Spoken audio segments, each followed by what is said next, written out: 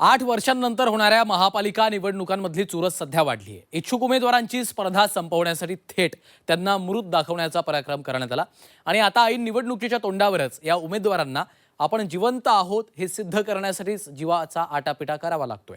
नेमकं काय घडलेलं आहे पाहूयात। हे आहेत नाशिकच्या सिडको परिसरातील भाजपचे मंडल अध्यक्ष अविनाश पाटील। भाजपशी एकनिष्ठ असलेल्या या कार्यकर्त्याने यावेळी नगरसेवक पदासाठी तयारी केली होती, मात्र ज्यावेळी मतदार यादी बघितली त्यावेळी त्यांचंच नाव गायब असल्याचं समोर आलं। याच्या आणखी खोलात गेल्यावर समोर आलं ते धक्कादायक वास्तव। समोर धडधडीत उभ्या असणाऱ्या अविनाश पाटलांना चक्क मयत दाखवण्यात आलं। कोणीतरी बुद्धी पुरस्कार माझ्या पत्नीच्या नावाने अर्ज करून मी मयत आहे असा मृत्यूचा 2020चा दाखला जोडून फेब्रुवारी 2025 मध्ये माझं नाव उडवण्यासाठी ऑनलाईन चुकीचा अर्ज केलेला आहे। हे बुद्धी पुरस्कार खोडसाळपणाने केलेला आहे।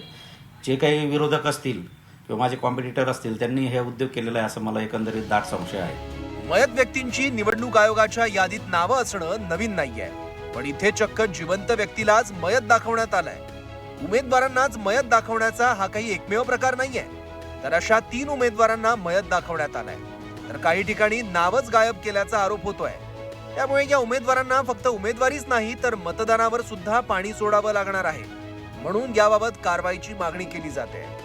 25 पूर्वीची जी यादी आहे जी ग्राह्य धरली आहे निवडणूक शाखेने, त्या यादीमध्ये जसं माझं अगोदर नाव होतं तसंच नाव आलं पाहिजे, तरच मला मतदान करता येईल आणि निवडणुकीला उभं राहता येईल।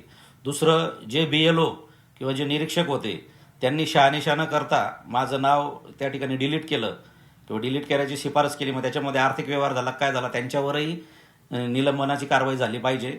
आणि ज्यांनी हे ऑनलाईन अर्ज केला आहे खोटा माझ्या पत्नीच्या नावाने त्यांच्यावरही गुन्हा दाखल झाला पाहिजे, ही माझी मागणी आहे। मी तसं मुख्यमंत्र्यांना सुद्धा पत्र लिहिणार आहे की या पद्धतीनं कारवाई झाली पाहिजे। या सर्व उमेदवारांना आता आपण जिवंत आहोत हे सिद्ध करण्यासाठी कोर्टाच्या पायऱ्या चढाव्या लागणार आहेत, तर दुसरीकडे नाशिक जिल्हाधिकाऱ्यांनी या प्रकरणात लक्ष घालत कारवाईचं आश्वासन दिलं।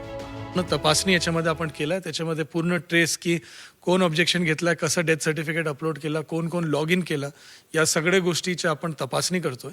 आणि याच्यामध्ये जो फसवणूक अगर करण्यात आली असेल तो कायदेशीर कारवाई याच्यामध्ये गुन्हा दाखल करण्याची पण प्रयोजन आहे आणि बाकी रेमेडीज पण आहे, त्याच्यामध्ये कायदेशीर कारवाई करण्यात येणार आहे। निवडणुकीच्या तोंडावर घडलेल्या प्रकारामुळे प्रत्येक उमेदवारानं आपल्या नावांची सखोल तपासणी करून घ्यावी असं जिल्हाधिकाऱ्यांनी म्हटलंय। निवडणुकांच्या पार्श्वभूमीवर नाशिकमध्ये प्रत्येक प्रभागात स्पर्धा निर्माण झाली आहे, त्यामुळे निवडणुकीच्या मैदानात उतरण्यापेक्षा मागच्या दाराने उमेदवारच गायब करण्याचा हा प्रयत्न आहे का?